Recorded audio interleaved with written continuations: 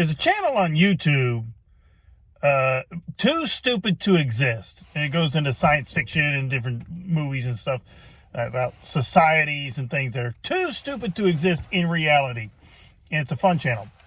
Well, one of my favorites is the corporation that's in RoboCop and how absolutely asinine they couldn't exist in real life if they did the things that they did. Anyway, I don't think they've hit on the Klingons, but that's a good example. It's actually one that you probably should do because it's just ripe for the picking. It's low-hanging fruit, man. And this is not the knock on Star Trek or whatever, because they set these things up as devices just to tell stories. All right, but think about it.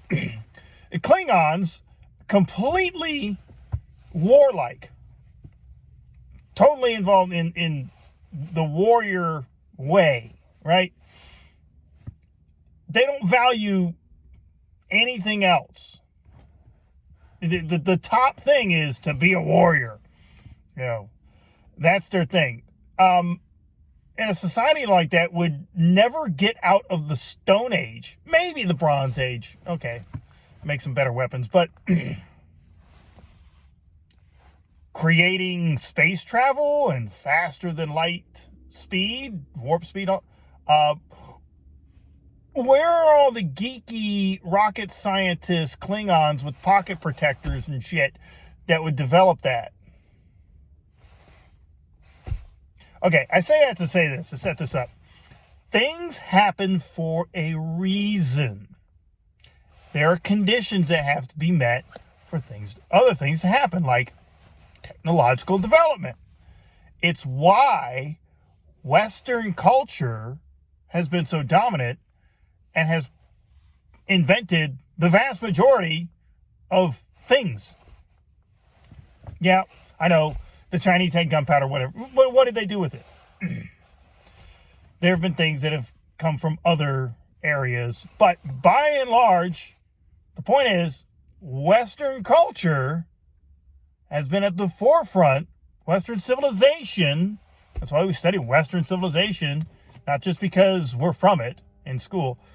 I'm sure the Chinese study Chinese history because that's where they're from. But by and large, it's not just because we're from the West, part of Western civilization, because it has dominated the world. And there are reasons for it. And it has nothing to do with race. It's not because white people be better. No, it's because there were certain conditions that were met. Kind of got lucky on the geography thing about Europe being the way it is, with its coastlines and the waterways and being able to, basically be seafaring people.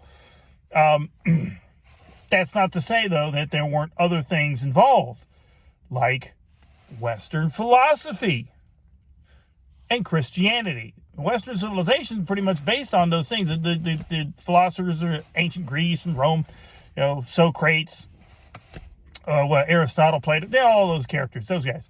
And then you combine that with the teachings of Jesus Christ, and then you combine that with the geography of Europe, and you've got the recipe for greatness. Right? That's not to say other people can't adopt it as the blueprint and go forward with it and create their own greatness, no matter what their race is, ethnicity, or wherever they're from, whatever the geographic location. But things happen for a reason.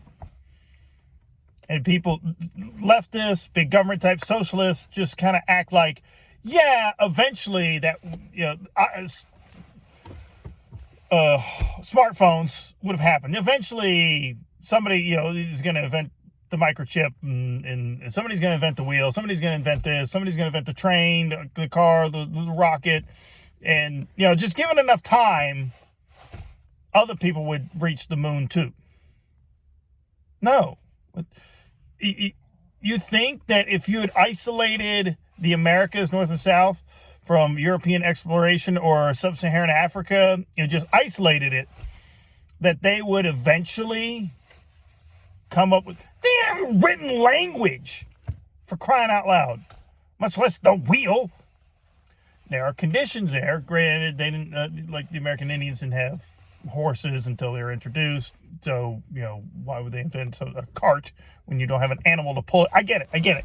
Now, that's actually kind of the point. There's certain conditions, but not just having horses is not going to make you smart and not going to build your civilization for you. It's just a tool. Opening the mind and having a renaissance spearheaded by Christianity in the scientific process, that opens up the door. That opens up questions. American Indians or Sub-Saharan Africans or the Aboriginal Australians never asked why things happened. They just had, whatever Great Spirit, things happen because whatever Great Spirit says they happen. Okay. So they never got out of that. Christianity and Western philosophy led to that in Europe. And we carried over to America. But it's not exclusively for white. It's not white culture. It's Western culture, Western civilization. And it works for everybody. Please appropriate our culture. But those conditions have to be less government, freedom, people being... That's why America just took those things and ran, because we came over here where there was essentially no government, just very, very limited small colonial governments. You're talking, take weeks, if not months, for communications to get across the Atlantic Ocean. So really on your own, less government. People were able to work for themselves and invent, create. And they still had the communication thing going on, because that's important too. That's why Europe, with its waterways and coastlines and boats being able to go by, had commerce and communication. But as far as just an immediate resolution to problems, you didn't have the government there to help you out. And so as the colonies grew and thrived and flourished on our own with very limited input from the crown, and then the crown started to put more input and influence into it. They're like, whoa, not cool, man. Back off. They didn't back off. We said, well, we're done with you. Get out. Independence time. And that's the American model, based off of Western civilization, Christianity, self-governance, self-rule. That's what led to all these things. That's what led to Henry Ford and Thomas Edison and Tesla inventing things, because nobody was in their way. It didn't just happen. And if you decide, okay, well, we're just going to take over with socialism and communism or whatever, it'll stop. It'll all stop. You'll put the kibosh on it. You put the brakes on it, because that's it. Is it any wonder why the Chinese have to rip everything off? Ditto with the Russians?